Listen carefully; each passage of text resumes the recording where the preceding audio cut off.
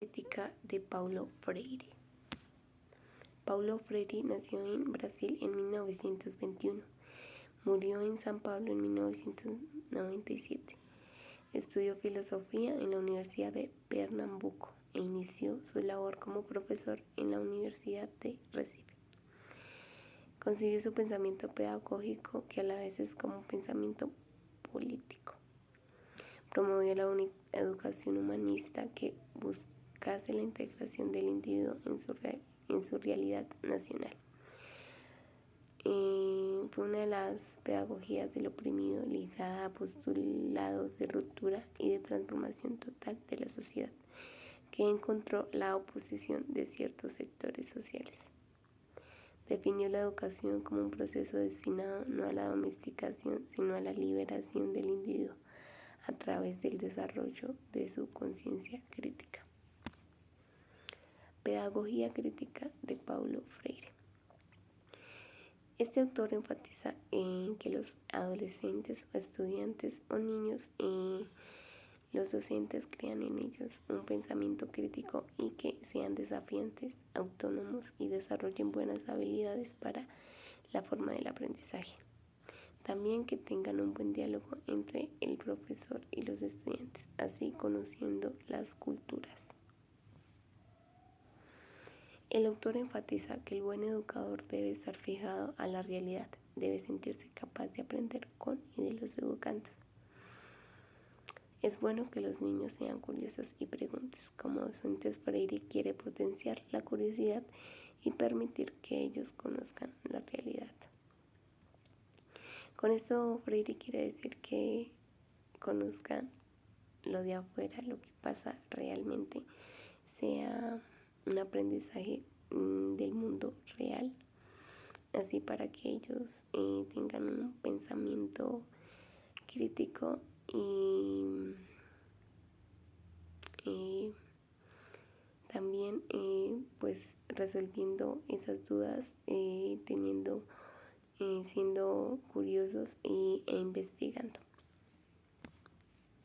Según Paulo Freire, la realidad es económica, social, cultural, sanitaria, política y también reflexiva. La teoría y la práctica se relacionan dialécticamente en la práctica. Los sujetos construyen y modifican leyes sociales e históricas y son construidos y modificados por estas, donde los estudiantes se cuestionen a sí mismos y el educando les haga ver la realidad en la identidad de cultura, religión, vida social, entre otros. Para Paulo Freire era importante hacer actividades que contagien a los estudiantes, que sean activos, y el profesor también puede ser pasivo para aprender de ellos. Como dice una frase, la educación es un acto de amor y por tanto un acto de valentía. Paulo Freire. Con esto quiere decir que en estas actividades que el profesor haga, también haga una acción y reflexión para que cada día pueda mejorar en su pedagogía, en sus clases, así permitiéndole al estudiante ser activo en clase. Paulo Freire habla de la educación bancaria, que significa donde el docente deposita conocimientos en alguien que está vacío y no sabe nada, sin tomar en cuenta los conocimientos o la vida del ser humano y después de ellos que tiene que reproducir. Y con esto no se está de acuerdo con esta educación, ¿no? Ya que no se le permite al estudiante hablar, ser curioso o expresar su vida real.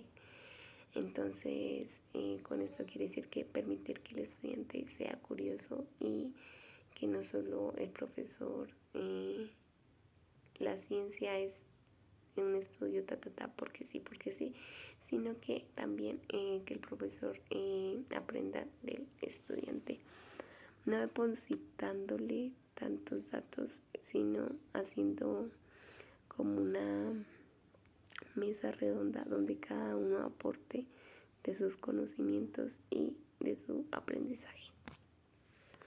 Para Paulo Freire, el error es parte del aprendizaje y somos seres humanos inacabados. Inacabado significa no lo sabemos todo, pero no desconocemos todo.